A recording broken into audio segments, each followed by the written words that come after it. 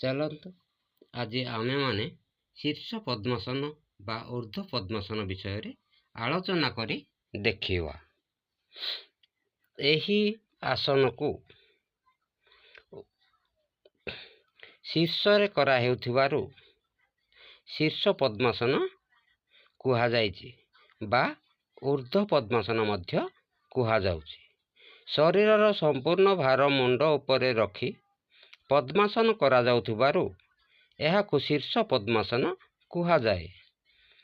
एही आसन करिबार विधि ठीक शीर्षासन सदृश पूर्व परी करिबाकु हेबो।